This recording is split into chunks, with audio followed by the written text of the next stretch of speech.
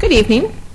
We'll get our meeting started. Thank you for joining us. We're excited to hear what you have to present about AP in a few minutes. As we get started, we'll go with roll call. Mrs. Niles? Yes, all board members are present and accounted for, and we have a quorum. Wonderful. Next, we'll go with the Pledge of Allegiance, but I'm not seeing the flag. Is it in there? Is it? Where's back there? Oh, okay. Yay. There we go. Please rise. I pledge allegiance to the flag of the United States of America and to the republic for which it stands, one nation, under God, indivisible, with liberty and justice for all.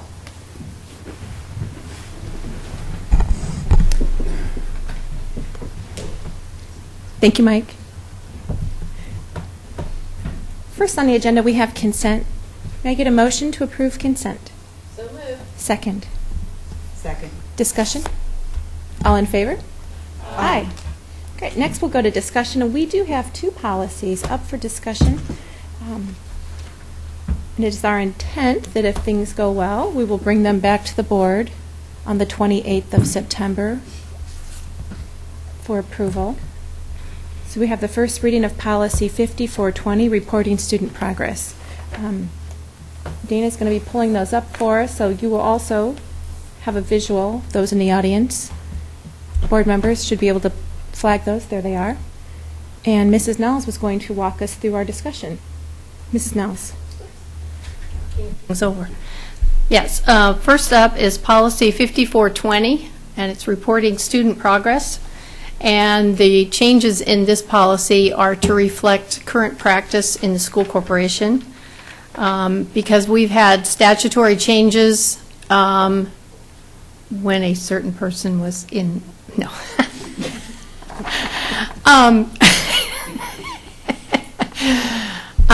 They changed the rules regarding the school day and when students could be in school and when students could be out of school. And so we no longer have parent-teacher conferences, but teachers do continue to communicate with parents in a variety of ways. And so we're trying to rewrite the policy so that it reflects the current change. Thank you, Mrs. Niles. It is up for discussion. Do we have board comment or questions? Wonderful. Oh, I missed, so go ahead, please. I guess I understand the change in law, and I guess my question is why it's recommended that we eliminate the first paragraph, which just says that it's important that we have communication and recognize the responsibility. When the law change is really just dealing with parent-teacher conferences as opposed to communication in general. Well, my personal opinion is that this is just a reflection of a belief statement, and to me, policies are not belief statements, they are directives, and so we would get rid of the first paragraph just because it states that. Thank you. You're welcome. Are there other questions? Okay, then moving right along, we'll go to policy 8453. Okay, 8453.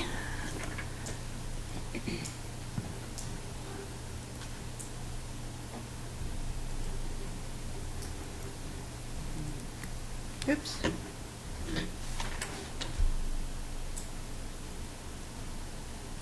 Oh, there it is. No, that's not it. There it is. Okay. Control of non-causal contact communicable diseases. We are just changing very few things in this policy. We have talked to our counsel, and he has recommended changing some of the wording on this. It applies to the policy to everyone, not just to those who voluntarily disclose that they have a communicable disease. So we don't want people just to let us know on a voluntary basis that they have something. We should understand that that is a problem, and just plain. And changing the absolute statement so physicians and health officers may render judgment on safety, and updating legal citations. So we have changed the wording. We've added the word "are" in the third paragraph, and at the end of that it says, unless a physician or a local health officer finds that normal contact in the school setting is a danger to others. And we've also added new code at the bottom. Thank you, Mrs. Nels. Do we have any questions from the board? Great, thank you very much. If you do have other questions or concerns or ideas that you'd like to see implemented, please share those with, I guess, all of us. Pam and I will be reviewing these once again before we bring them to the board for final approval on September 28th. Thank you. Next, we have our workshop topic. Dr. Wall. Thank you, Leila. Very excited to have these young men and young ladies here this evening. Thank you so much for giving of your time. And John, thank you for being here, and Brooke as well. Amy, thanks for all your hard work on AP and everything you do in between. I think John's going to kick us off. I think we're here, and then John's going to invite us down to the game floor there, and then tip-off will occur shortly. Good evening, folks, and we too appreciate the opportunity to be here tonight and to showcase and give you a little bit of a taste of our capstone program. Brooke's going to...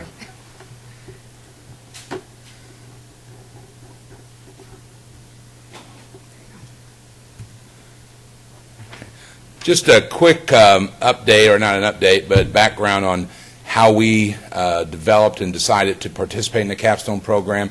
As you know, Carmel High School has had a very strong AP program for several years. In fact, the last couple of years, we've been very fortunate to have Mr.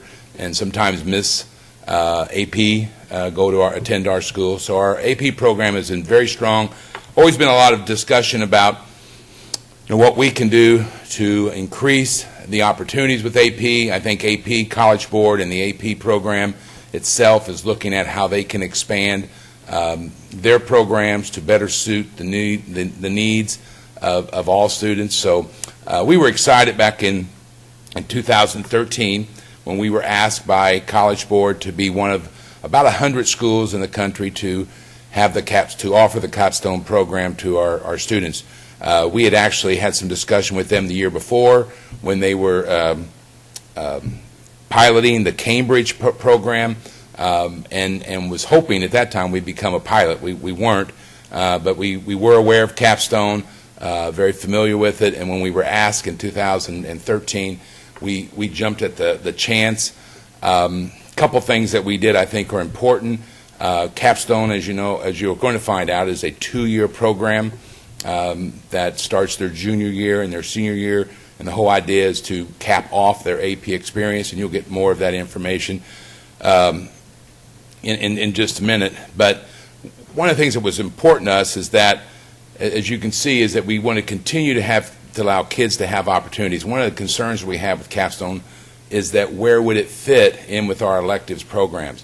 So we worked with the DOE, and our English teachers met with them, and we actually incorporated capstone to satisfy junior and senior year English requirements so that none of our kids would be required to choose between another elective and the capstone project. So we thought that was key to bringing it and making it successful at Carmel High School. So that was done in 2013. That fall, we were able to attend a conference with College Board and got a chance to see a presentation by some of the pilot schools, and actually had a chance to meet with them and talk to them and learn from them. Came back. We're very selective about our teachers. We had several of our English teachers who were interested in this. We sought input from them, and we picked, we have a lot of great English teachers. We picked folks who we feel could really advance this program, and you're going to meet one of them in just a minute. You can see the students are all nodding their head that we picked the right teachers, right, guys? So anyway, we feel very good about the implementation. The first year, we had 125 juniors. We also, just back up, we met early in the fall of 2013 with the parents. We brought them in, explained the program to them, had a lot of excitement about it. 125 students signed up as juniors last year, and we're very proud of those 125 that took this course as a junior. 121 of them are taking it as a senior. So we feel really good about the transition there. And this year, we've doubled, almost 250 juniors who are taking the first year of the capstone. So it's a program that's even stronger than we anticipated, and we feel very good about it. I want to thank our students for being here tonight. You're going to be excited, as you always are when you're around our kids, about what they have to offer. I want to thank our teacher, Allison Malloy. Allison, not only one of our initial teachers in capstones, she has been selected by College Board to be a capstone trainer after 1 year. So she spent a significant part of her summer up in Chicago training teachers all over the nation in how to teach capstones. So already, Carmel High School, with the help of our teachers, are leading the nation in this program. So we're very proud of it. This time I have Brooke come up. She's going to talk to you about some things we did to implement the program. And then Allison will come up. She'll share some more information with you about the program, and then the real fun begins because you're going to be actually going to be capstone students. So I hope you have your AP background. I know Ms. Freed does. So. Good evening, and thank you for having us here this evening. Just to piggyback with what Mr. Williams said as far as exposure at the national level, last year Capstone came to us and said, we're creating a video, we'd like some profiles of students, and if you'd be willing to participate in the video. We sent them several students' profiles to look at. To the students here to the students tonight were profiles that they looked at, both Quinn and Wesley, and then Wesley was selected to be part of the video. So I think we spoke to you about the video, but I'm not sure it was completed, so I'll show you the video and give you a big picture overview of Capstone, and then we'll narrow down on what it looks like at Carmel High School. It is online? Yes, on YouTube, yes. And it's connected to our website as well as the AP website. Do we have sound? Topics of study. In AP Seminar, students learn to evaluate the strength of an argument, pose solutions, collaborate, and communicate. In AP Research, students design, plan, and conduct a year-long investigation on a topic they choose. Both courses foster collaboration, research, and analytical writing. Within AP Capstone, the seminar course is innovative for its flexibility. The research program has a similar focus of flexibility and innovation that we find attractive. Instructors and their students can choose the topic they're going to focus on. It has to be interdisciplinary, it has to be engaging, it has to be pressing. The AP Capstone program is, I think, one of the most exciting innovations the College Board has ever come up with, and it's primarily because the teaching focus is shifted from content to skills.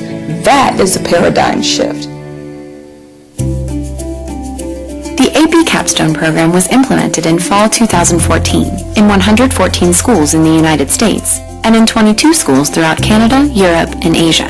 The number of schools and students participating in the program are both expected to grow rapidly.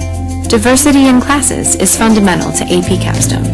I see so much growth in the students over the year with writing and learning how to not just synthesize information, which is so critical, but also to draw conclusions and solutions and think about problems in the world around them. They also learn to work in teams and collaborate with each other, which is a critical skill in today's society. I was sitting here listening to our students in some of the presentations, and I wasn't seeing 16 to 17-year-old high school students. I was seeing 20 to 21-year-old college students sitting here going through some of these topics that range anywhere from euthanasia to human trafficking, pop culture. Their intellectual maturity over the few months that we've had the program is outstanding. The AP Capstone classes really help students develop the ability to do inquiry, to learn about gathering information, what information to trust, or how to put that information in context, how to form an argument based on the data and the evidence and the information that they've got, and then how to communicate it.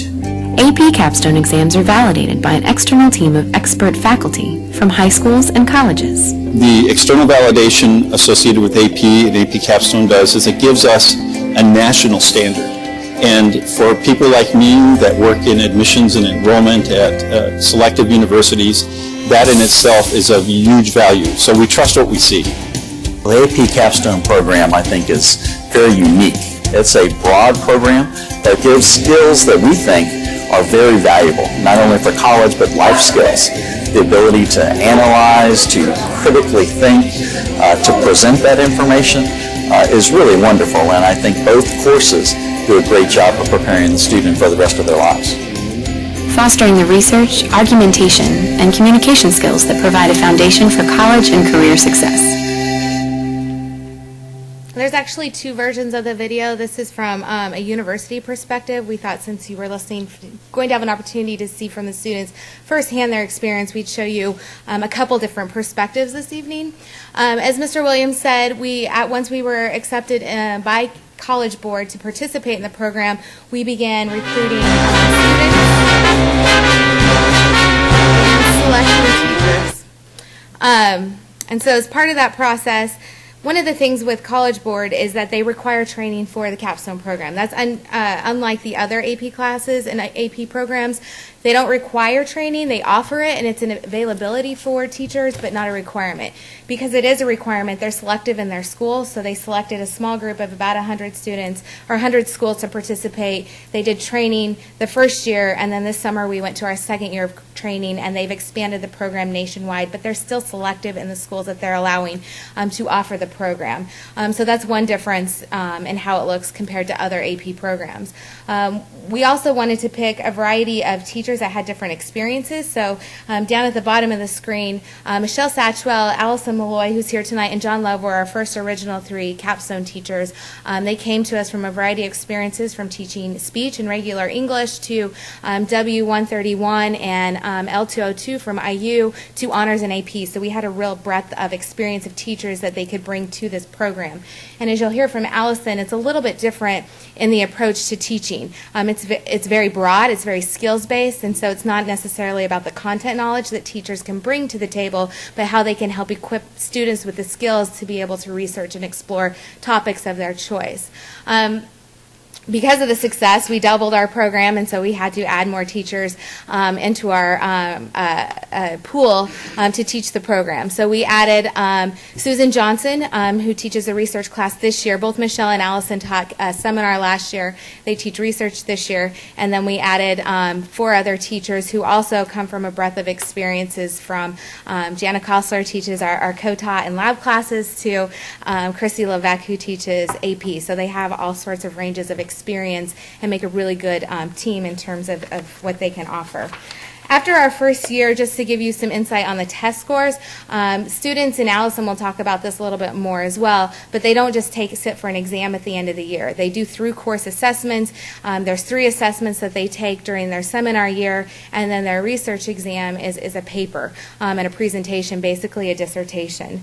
Last year, this first group to really take the seminar exam, 98% of our students scored a 3 or higher on the exam, and our average score was a 3.46. So So we were very pleased with how our students did, not just in our school, but comparatively. At the state level, the Indiana average was 3.16, and the national average was 2.89. So you can just see how well our students did this year. So they worked really hard at it.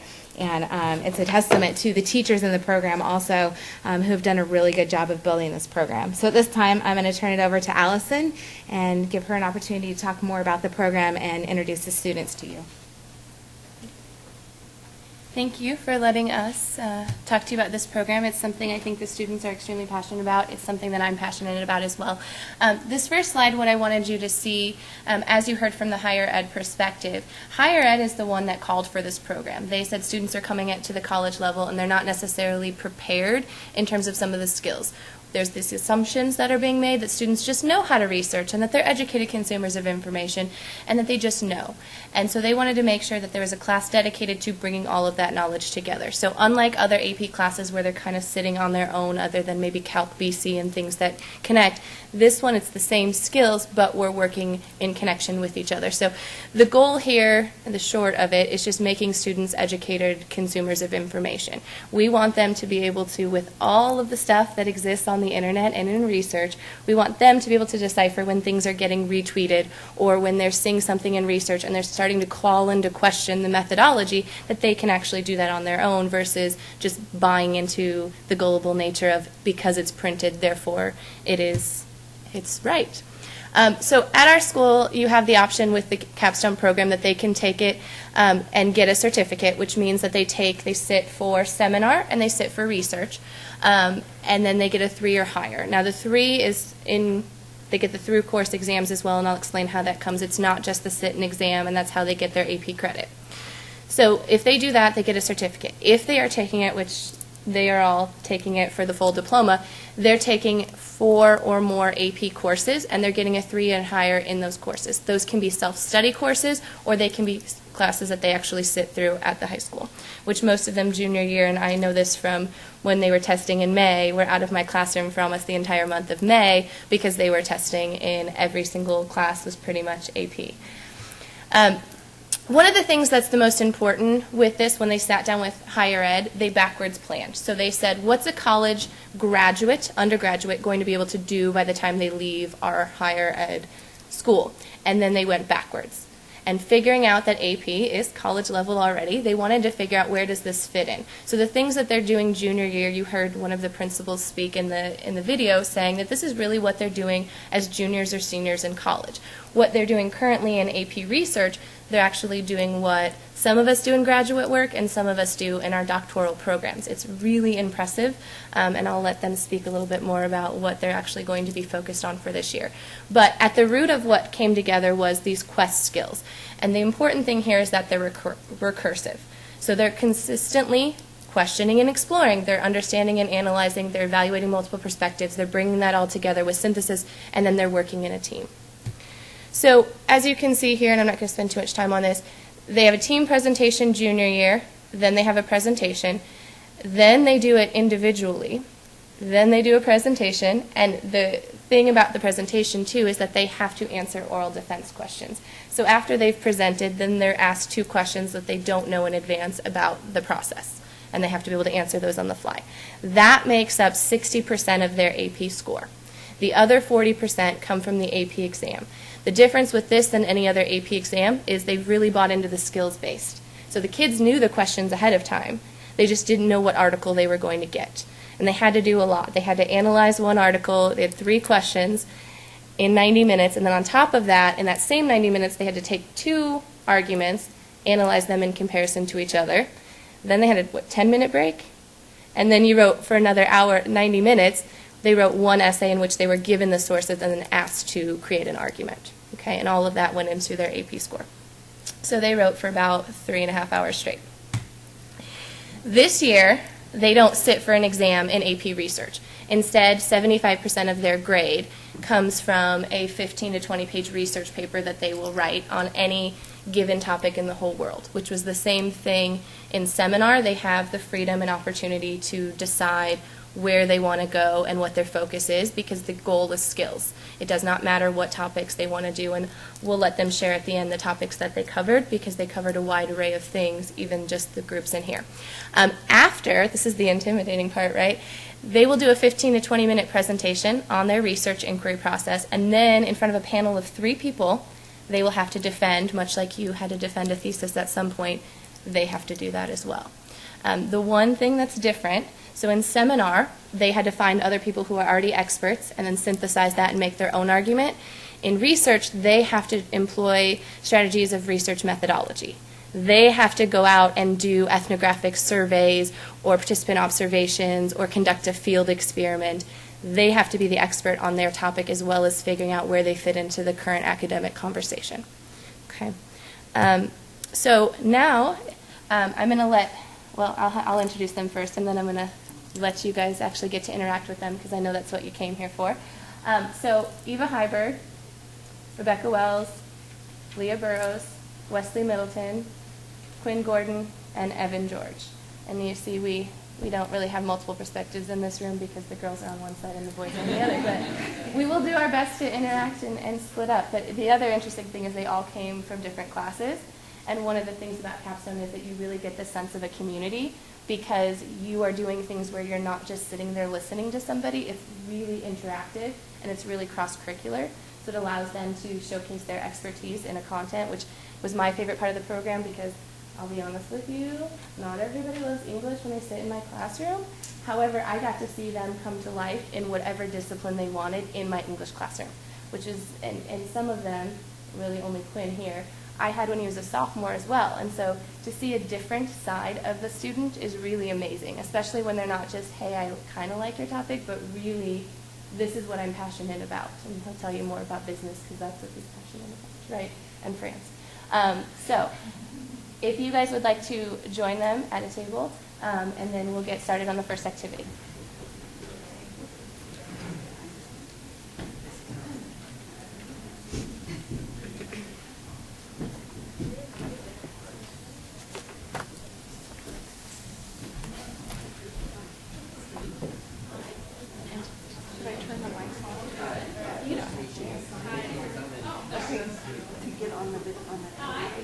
Oh, yes, yes, yes.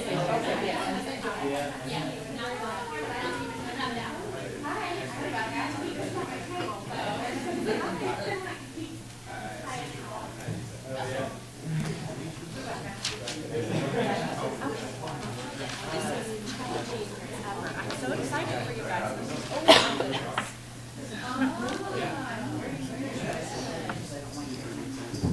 What an intense class. It's exciting. But during the class, you don't feel it. It's really fun. It's a good atmosphere. But when you hear what she's saying, you're right. like, wow, that's kind of big stuff. Right, that's true. All right, so in the effort of not wasting any of your time, because that's something I pride myself on, we are going to participate in an activity. The students actually did not have to do this last year, but they did things that were very similar. And this is very similar to the types of activities that they had to do, because if they would have done this exact activity, they would have given it away, and it wouldn't have worked as well. So one of the big things that the kids will take away from this course is that you really are authentically working in a team, because they each have their own ownership in the piece of the pie that they're doing. So if somebody doesn't do their work, it's not like most of them previously where they're like, you know what, I'm just going to do it anyway because I want to make sure we all do well.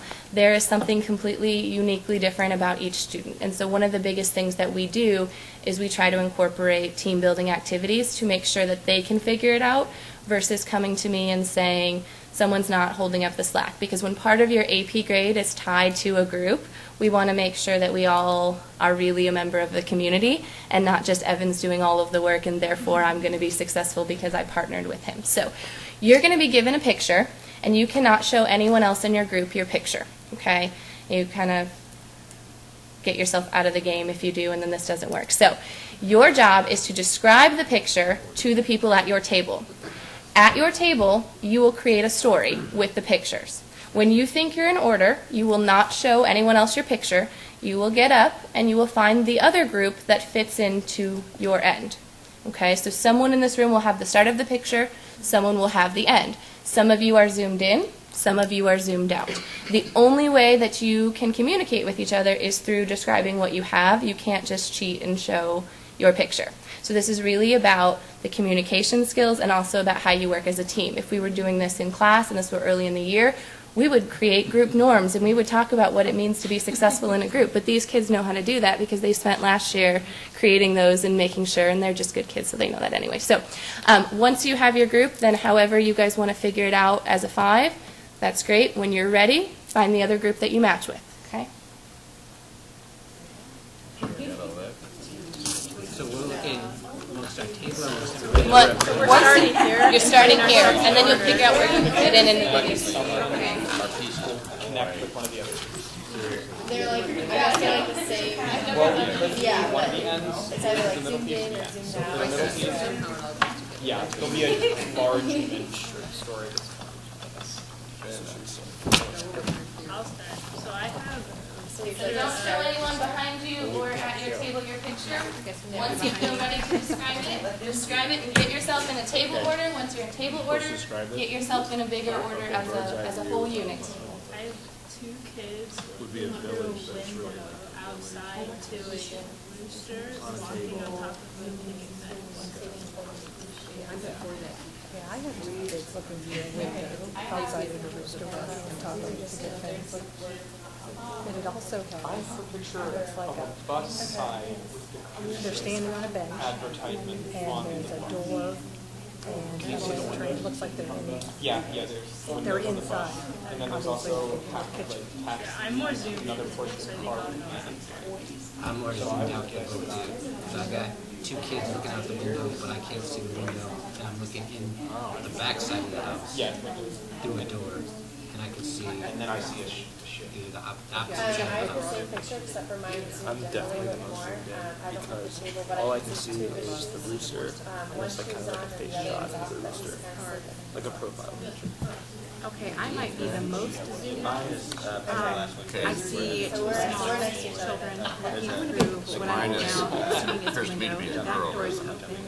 I have a profile for 5 different buildings. Went through. Looks like she's either playing with or moving around. Houses On a tabletop, there are other houses in a box. Yeah. Yeah. Oh, okay. That would sound like. Sounds like yours came first. You said you thought yours was. I've got the whole big picture. Gotcha. That me. So I could just see the back of the house and the back of the kid.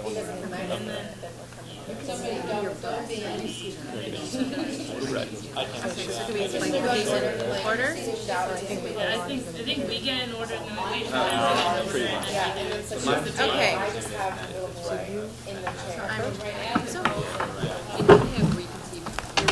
You're really zoomed in. But yeah. I have all the little girls. And she's knee on the chair, and her foot on the back of the chair. On the side of the house, on the side of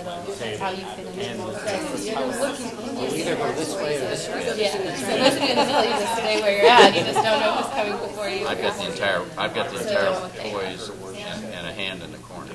Yes, and then we. Okay, there we go. Good to meet you. Where am I at? Well, we think we know. Let's, we know. I think we're like this. Yeah, we're in this order. So now we need to figure out which one we connect to.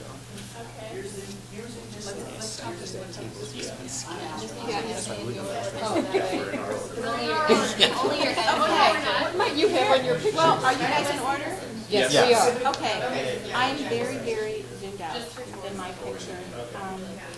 A big farm area, 2 children. You guys can see how you fit in. Window, that you can see. We hope they can. So now you have to decide if you fit in 4, with 6, Evan or 8 if you fit in with buildings, a Leslie truck or. going through a building, a bunch of farm animals in the Okay, so building. you must be more towards the city. We are. No, more towards the city. No, I'm more zoomed in. Our zoom in, ours is a farm. All you guys are farm. We're all farm up to here. We might attach over there. Yeah, yeah. So we're just. We've got a table with houses on it. Sleepy want a table? Toy houses. We're on vacation. No, you're on this side. I'm a big farm. We're on vacation. I'm a big We're farm. zoomed in. We're zoomed in. We're the last group. Okay, then maybe we connect. You're not, what do you have? We have a kid sitting in a poolside chair. So yours could be on a table. poolside So it's growing, so. Right. I'm zoomed into looking in the city, but into the picture of the cruise ship. And then we get more and more specific from here. Wesley connects here. I think that's what I'm thinking. What did you I have a. She just has a person in a stool, It shows so a that's young one, like, person in a chair? lounging In a chair. lounging in a chair, his legs over the side, he Yeah. has holding a magazine Yeah. in his Okay. hands. Yeah. what do you have now? Yeah. Tabletop of the So I'm zoomed out. So you're zoomed in more than So Kelsey. you're right up on it. Oh, yeah. I've got a Right village. up on the kid. We're a little bit further out. What was yours? He's That's the, the rooster. Pictured on our way. I think that's out the window. So you're I'm a sitting whole in the village lake. with a car. Yep. Yep. And then There you go. they zoom in on it. Because he's down to the rooster, which In our group. With the Yeah, roosters. so- so they goes like this. Okay, so before we reveal what I'm going to have you do, we're going to start with Evan. I want you to tell me what's on your picture. We will, as a whole, say what's on every picture. If you need to move, we'll give you a chance to do that, and then we'll show our pictures. Okay, so what do you have? So it's just a profile picture of like a rooster, like the side of the rooster's face, basically. Okay, I have two kids looking through a window at the rooster on top of the fence.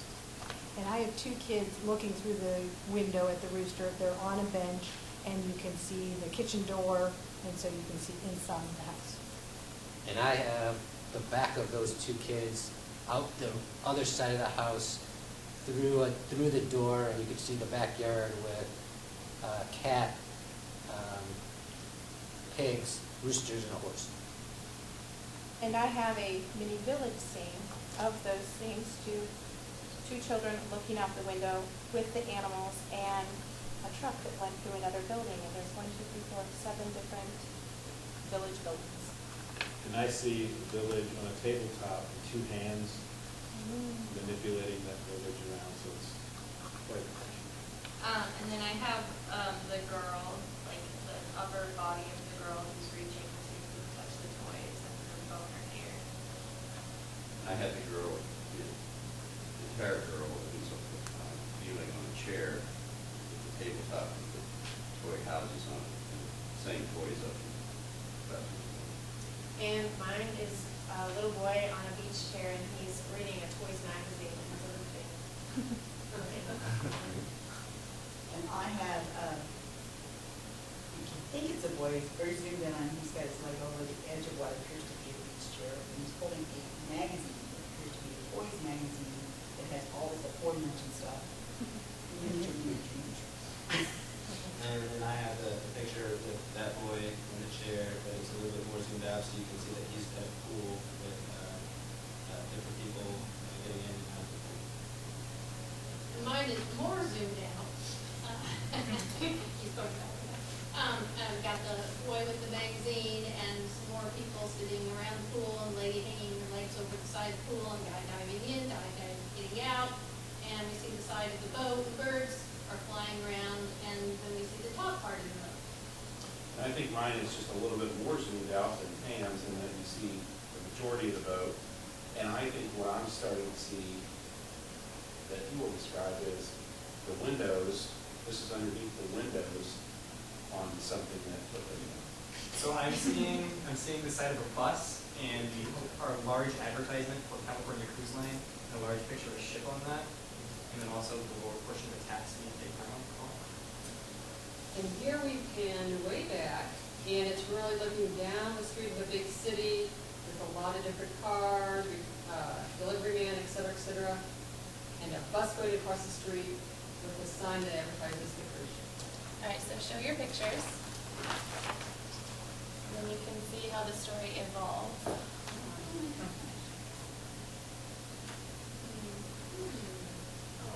These are just the first, that's actually, I left out the first one because there's a picture before Evans. That's just it's the top of the rooster and it's really hard to figure out. It's a book called Zoom. There's Zoom and this is Zoom 2. It's really really great way, especially in the course we're talking about multiple perspectives, because you really have to bring to the table, you each have a different picture that you are seeing, and then you have to figure out how it fits into the big scheme of things, which in their team project, they're doing the exact same thing. They each have to figure out what individually lens they're going to take on that bigger team project. So thank you for participating in that, and then you can sit back down and do one more activity. And you can just leave your pictures in the middle, and I will. Like we were starting out, but this is if we got on the phone, and then a smart bunch. Picture books. Yeah, it would have been weird if you just started with Yeah, that would have been hard. That's exactly what I was doing. Because when I did this training, I had just the top.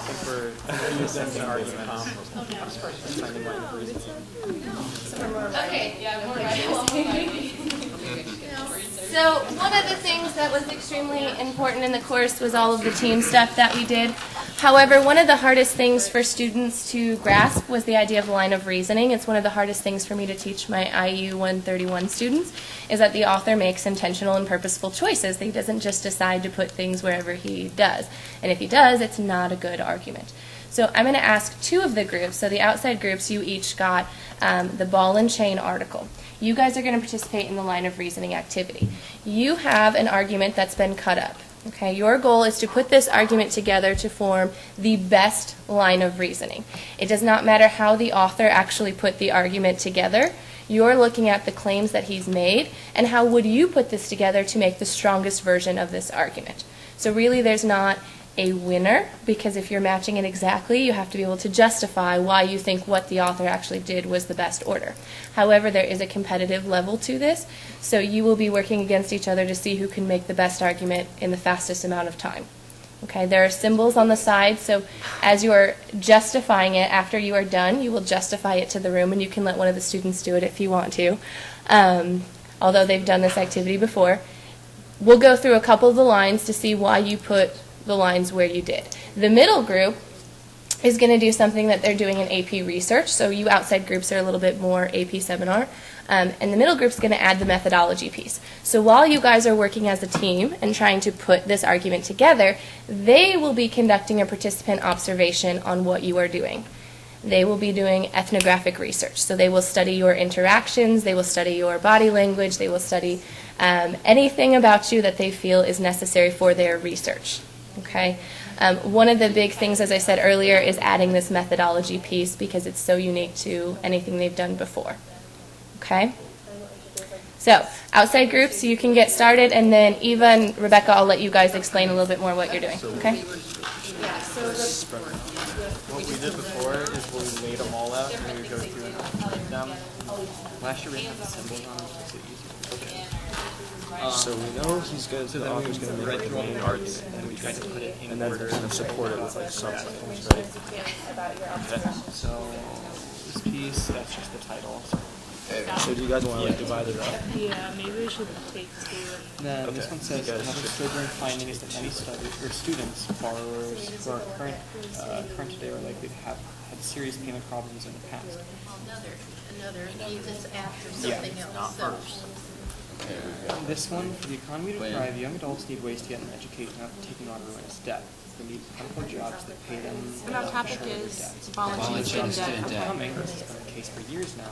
They need relief in their payment plan so that their So does anybody have like a really solid like opener? This is for the economy to thrive. Young adults need ways to get an education without taking Worse, the federal court found that the ruinous graduate debt. They student need debt lasts plentiful longer jobs than that pay previously. them enough There's to just fill public their discussion about student and when those jobs are not placed on Based on the analysis that that looked at well into the performance of the student, the report found rising legal over years for So I feel like we could be looking at the beginning claim there, and then exploring those evidence, or it could be kind of like a conclusion. But just as obviously the title, ball and chain, and I've got a shorter summary that outstanding student loan balances are now standing at 1.2 trillion, increased $7 billion in the past year. They are dragging on spending and our labor remains for a long time to come. Housework performance sounds like getting married, starting a family, buying a house. All of which pretend steady and rising. Well, mine, the usual the usual explanation is that consumers are still The paying report their shows debt. that the outstanding household debt increased by 1%. Then it follows up with, there's a report from the third to from the fourth Federal quarter of Reserve, New York, 2014 to a total challenging of that view. 11.8 trillion. Yeah, that sounds like a piece of evidence. So I've got both Balances were up evidence. in all Whereas major the federal borrowing report found that categories, the drag of including student debt mortgages, lasts longer than student loans, previously auto loans, believed. and credit cards. I've got like introduction. To those categories, student It loans says, and auto loans. new information helps explain why consumers have been cautious in recent months, despite a better job market and cheaper gas. I have one that Another says that the sobering finding is report that many student shows borrowers that outstanding who are household current debt. today are likely to have had serious payment problems in the past. That's suggesting growing credit problems. The report found that only 62% of borrowers appeared to have avoided delinquency and default altogether. So mine is more. New information helps explain why consumers have been cautious in recent months despite a better job market and cheaper gas. Yeah, serious payment problems. And remember, this isn't necessarily any order when they wrote it. Why do you think that towards the front? Because this is explaining, it's kind of introducing the topic in terms of like what they're going to be covering. Oh, new information. Yeah. So it says researchers at the Fed. Okay. So what was the piece that you thought could have been the intro? This one right here. This one, is that the conclusion? Outstanding student loan It could- balance yeah, now it could work stands at nearly 1.2 trillion, an increase of 77 Right now, I billion think in the that's our past best year. bet for They are dragging I don't spending now and think that are likely to anything remain has so for a support. long time to come. And what's the last one? The usual explanation is that consumers are still paying down debt and building up savings. I mean, one of these is first and one of these is last. But I'm not This week, sure the about Federal Reserve Bank of New York On challenged this, that view.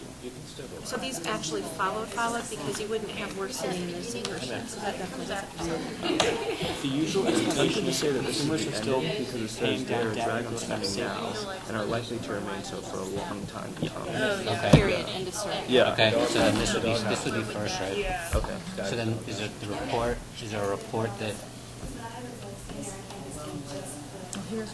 This might. A lot of work going on.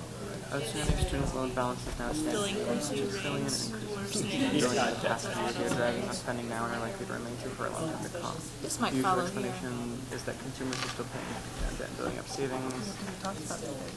This. Or who said this? The economy does drive young adults to Right, so I'm gonna give you about one more minute just to see what your first two. Let's see if we can get our first two right. What do you think? How we got our first one right? We got Those two. Okay, so the author is making a claim that young adults need to find ways to get an education without taking on their own debt.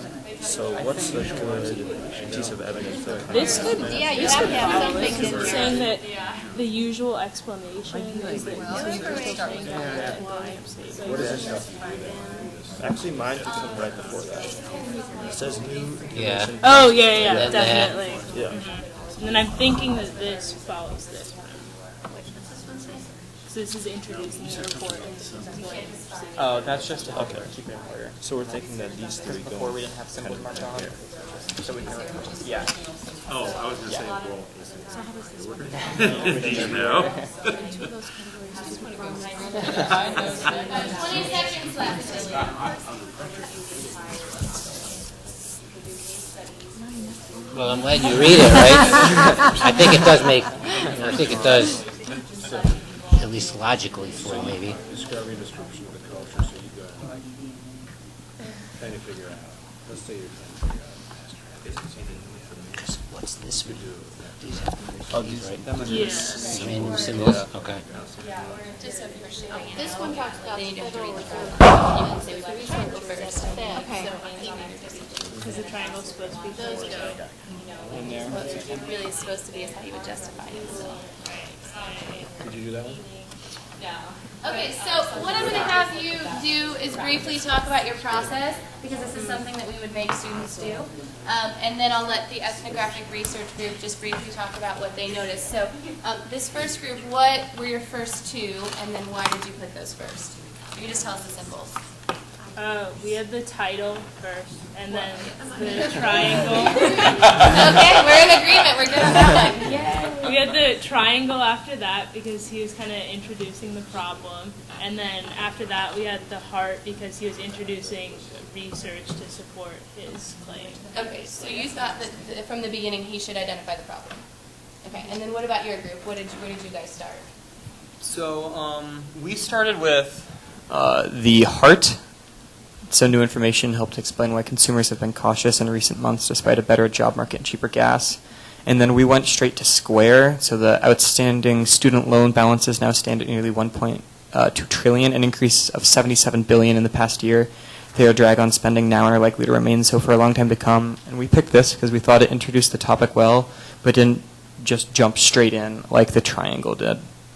Because we thought that they wanted to set the stage with the information on the consumers and then narrow the scope in from consumers to the student debt. So we had completely different purposes in terms of how you went in when you were pretending to be the author and saying how you would arrange this. You each had different thoughts of what would make best, which is absolutely fine. I know that you want to know anyway, so the first one was the heart, and then it was the smiley face. So that is how Teresa organized her article. That does not make it necessarily best, because one of the important things in this course is how we actually structure in order so that we feel like we've made the best argument that we can make. Middle group, you guys had the task of the methodology. Just if you want to give us a brief couple things that you noticed in the groups that you thought were either interesting, strange, or revealing. I always like the strange one because you get really interesting comments. Well, we were watching this group right over here, and we happened to notice that Evan and Leah provided excellent leadership of the group discussion, as there was a lot of watching what they were doing. And then there seemed to be a general sharing of what information they each had and laying it out in the center of the table to organize it. And then when you gave them the 1-minute warning, there was a scurrying activity to truly focus upon putting them in some kind of order. Do you have anything to add, Beverly?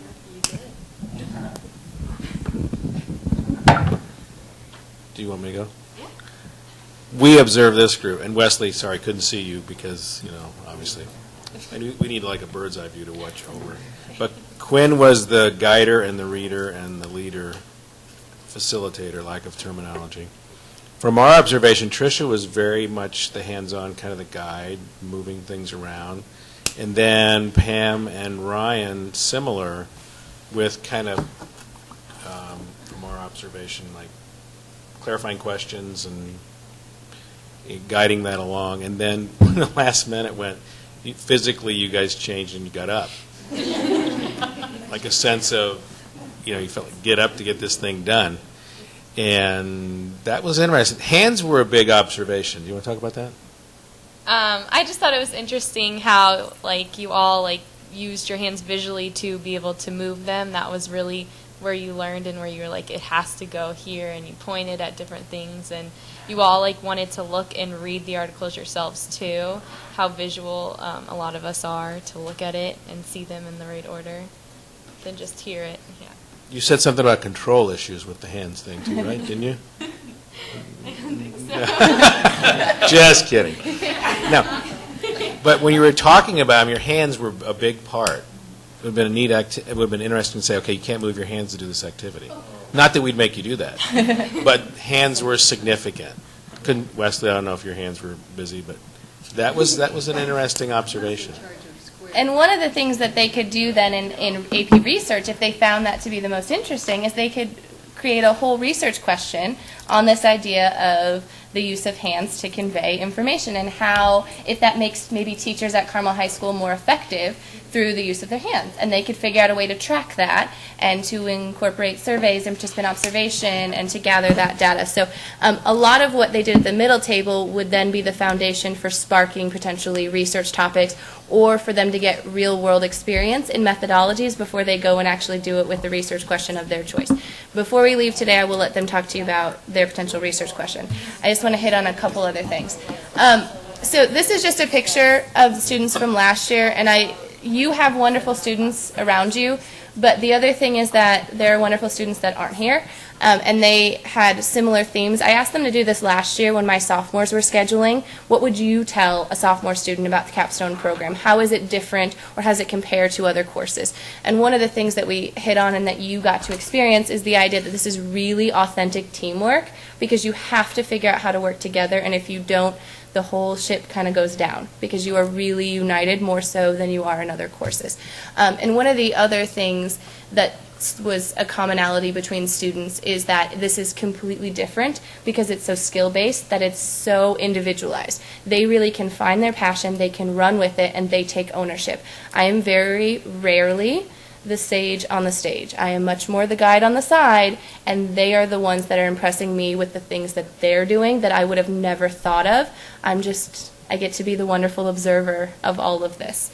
And then this is just briefly, as you saw in the video, this is higher ed support. Higher Ed's passionate about this program because they helped to lay the foundation for the skills that are taught. So before we let you guys, if you have any questions for us, those of you who are here as students, if you want to talk, do you want to hear all their questions, or you just want them at the table? All of them? Okay, Quinn, I'm going to let you go first since someone called you leader already. So if you want, you can do it from the microphone at your table. You can tell them about something that you studied last year and what you're considering researching for this year. Yeah. So last year for my individual research report, I researched the place of traditional neutrality in modern international relations theory. So I looked at the traditional sense of why is a third-party state choosing not to take a side on an issue, and the effects that opinion, or lack of opinion really, was having on different crises. So I looked at historical trends in that and then brought it back to the modern day, and I'm looking to continue on with research about some sort of foreign relations or international relations theory. Okay, thanks. Leslie? Okay. Last year I studied misogynistic lyrics in hip-hop music, and was there like an economic incentive for artists to continue producing music even though it had a negative message? And should I talk about this year too? Yeah, this year my research topic's still pretty broad right now, but I plan on studying business in college next year, so I want to have more of a business scope in what I do, and I want to be able to relate that to something that I enjoy, like music. And so right now I'm looking at like online and streaming of music and how that's grown and the impacts of that. And one of the things to jump off of Wesley's, they have to find a point that they enter the academic conversation that doesn't already exist. So that's one of the current hesitations with refining Wesley's question, is that because research already exists on this, how can he add something new to the conversation? So that's why he's a little bit unsure. Yep.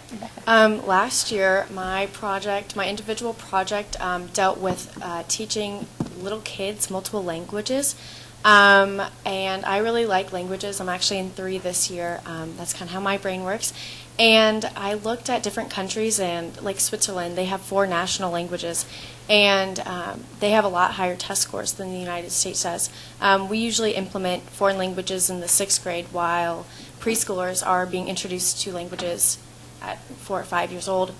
So the test scores really show that learning languages at a younger age is beneficial. This year, I wanted to learn more about gender studies, and I'm looking into women in the law field and how the stereotypes that they show, and kind of just discern them between the truths and the myths of women in the law field.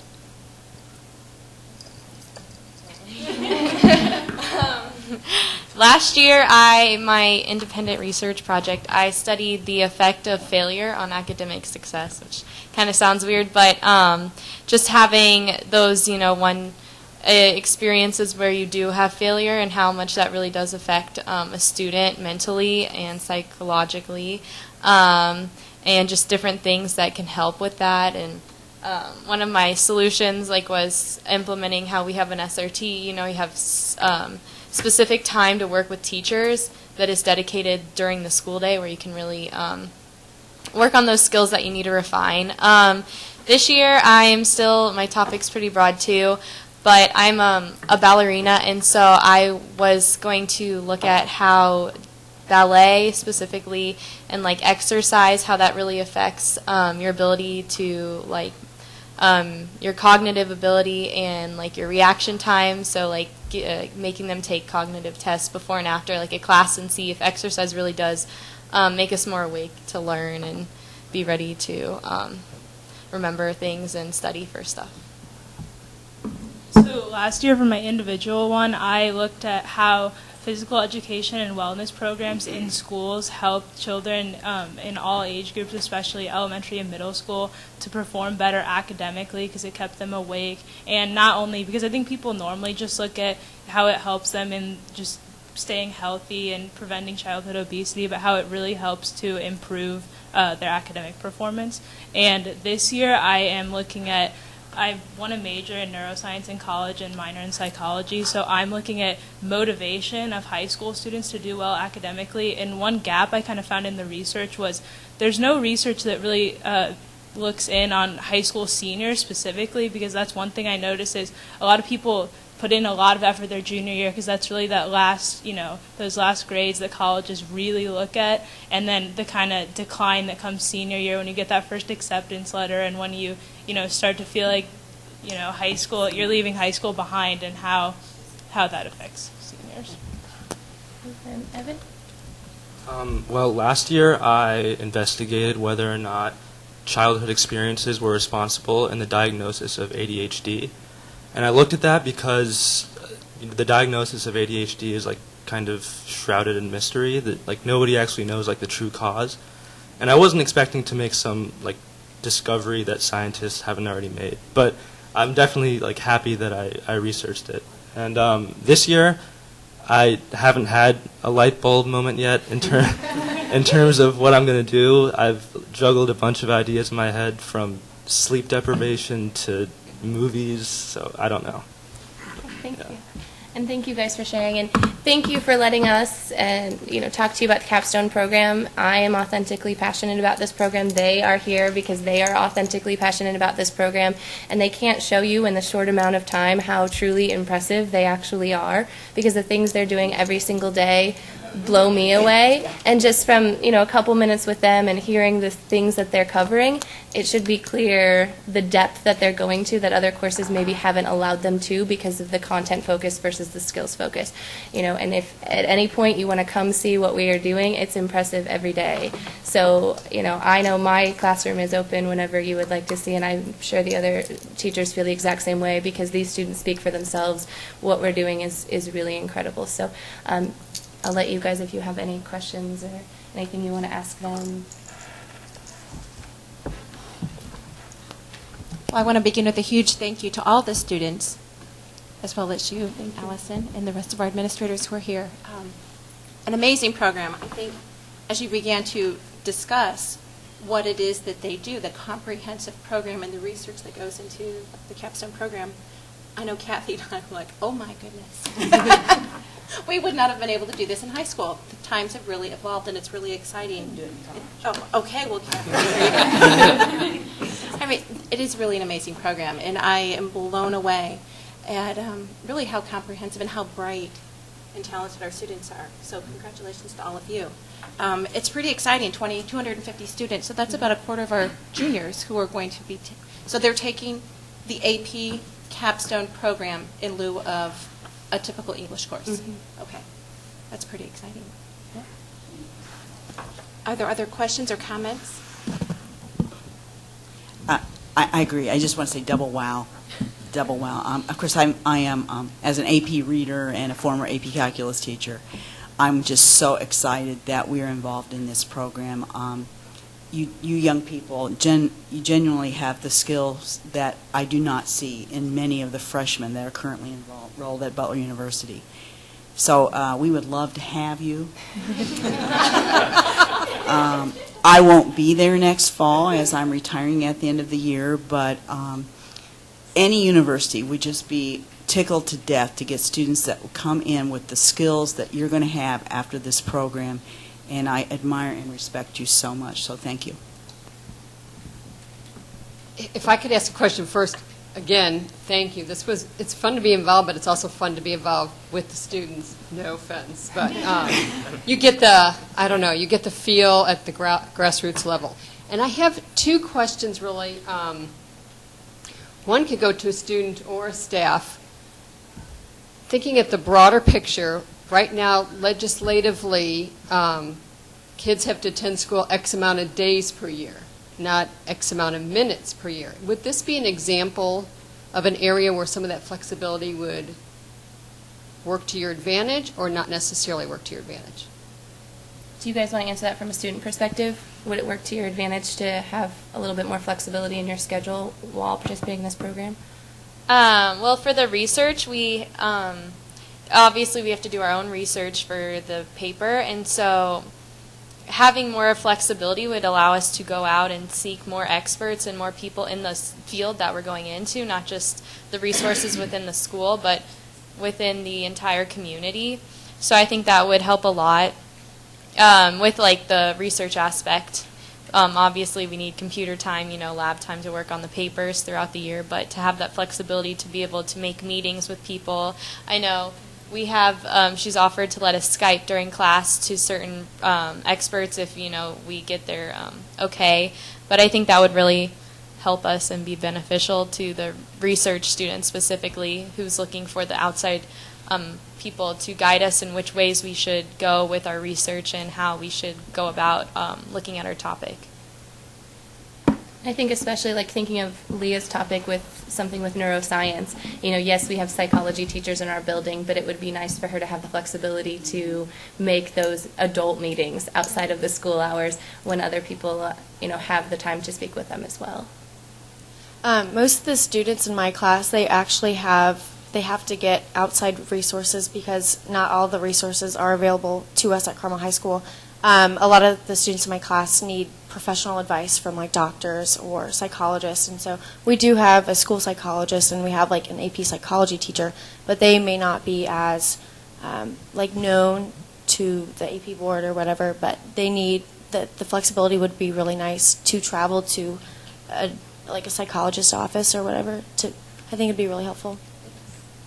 Yeah, and one last thing. I know one big portion of the AP research program itself is you have to have at least one consultant who's going to not necessarily mentor you fully on the topic, but at least give you some supplementary information, as we've heard before. So it does make it tough when you have the set amount of days that you have to be at school. And I know I've looked into talking with a professor down at IU, and it's hard to meet up with him if I want to, because it's going to be either a phone call or through email, because he doesn't have Skype. I don't know why, but that's a different story. But it would be nice for me to be able to meet with him in person easily, but right now I'm limited because of the way the legislation is. To your point, Tricia, next board meeting, we're presenting a collegiate final exam schedule for Carmel High School that John and his team put together. So that'll be a nice piece under the high-performing schools. We're also hosting on the September 23rd in this room a discussion between HSC and Carmel Clay administrators facilitated by David Day, ways that we can really open up opportunities for our high school age students under the high performance legislation. We decided to pool our knowledge and our resources and information. Very excited to have the collegiate final schedule coming forward for this year that John and his team put together. We discussed it with the association. It'll be coming to the board meeting on the 28th. So we're in the position now of, as I said to John, give us some ideas. So this is great fodder for that discussion for the 23rd. Really appreciate that. Some testimonials. John? Just to piggyback on Leah's comment and her research, I'll be interested in talking to you about that, because we see a lot of our seniors that dip after junior year, and we're looking at how we could tie in this high-performing legislation and encouraging our seniors to take more rigorous courses, not just capstone, but other AP, IB, some of our weighted dual credit courses.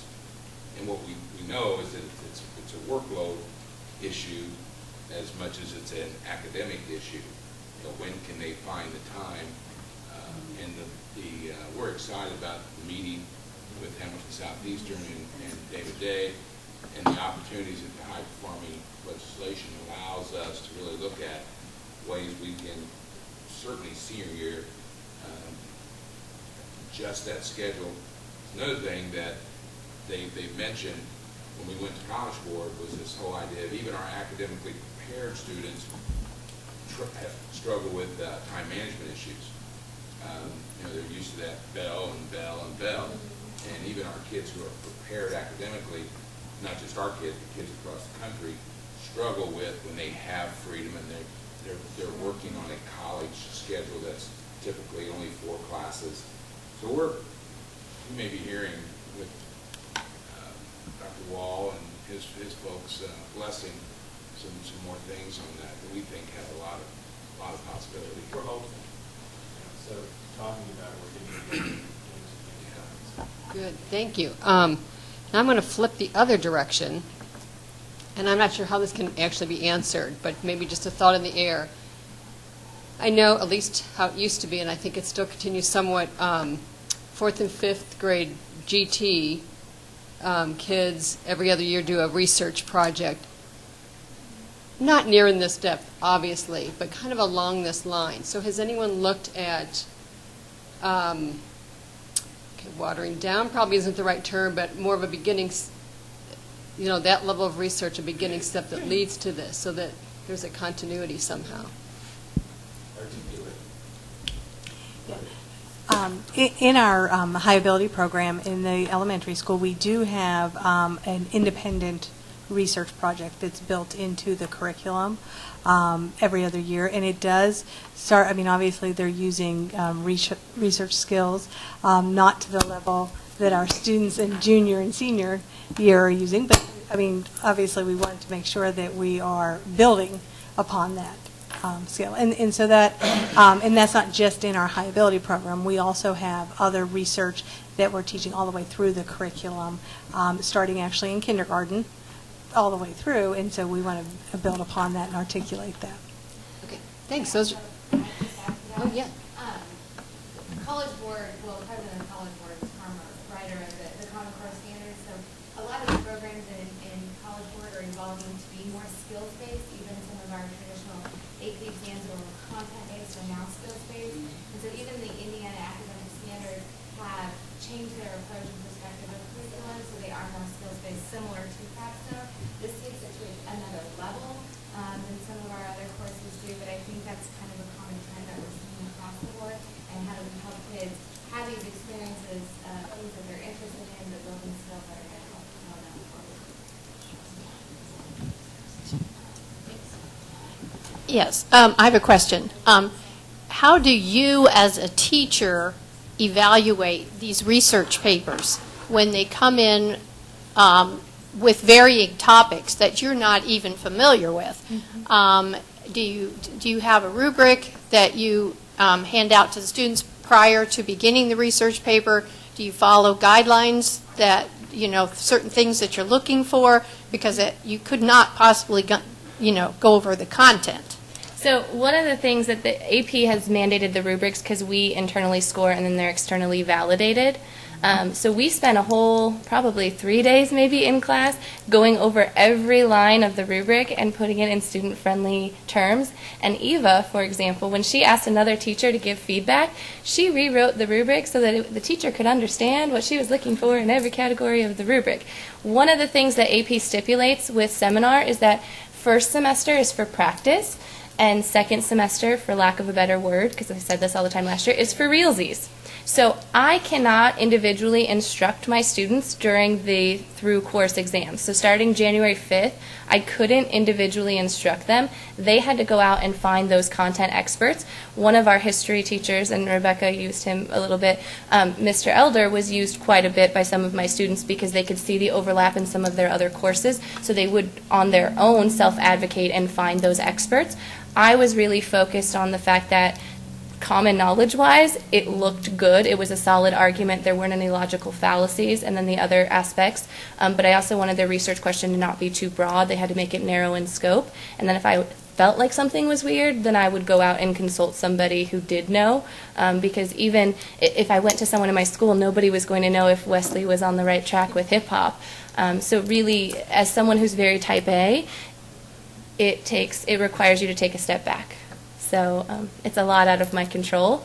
But when they show you the things that they're doing, or if I ask them to pull up a source, it's spectacular what they're finding. So I never doubted the authenticity or validity of what they were finding.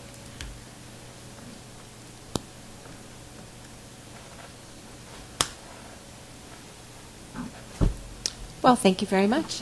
Thank you, everybody. Trying to think about our agenda, I think we have gone over everything in the agenda. Do students, do you have anything, other comments that you'd like to make before we conclude our meeting this evening? Yes, go right ahead. I just wanted to say that I've really enjoyed the AP Capstone program. I know that before this, there was only the option for the kids that didn't want to take regular classes. They wanted to take this full weight courses that are going to prepare them for college more. There was only the IB English route, and then the AP Literature, and then AP Lang route. And for me, I wasn't always a big fan. I didn't always do the best when I was analyzing literature, and I really enjoyed the fact that this was another route for me to take that still prepared me for college while building on skills that I wouldn't.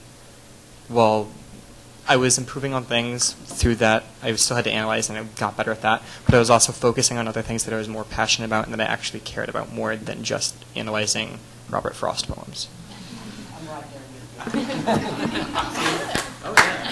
The road that's traveled is fantastic. Thank you.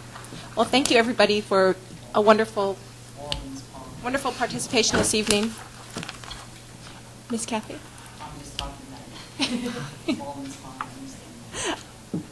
With that, meeting adjourned. Thank you. No problem.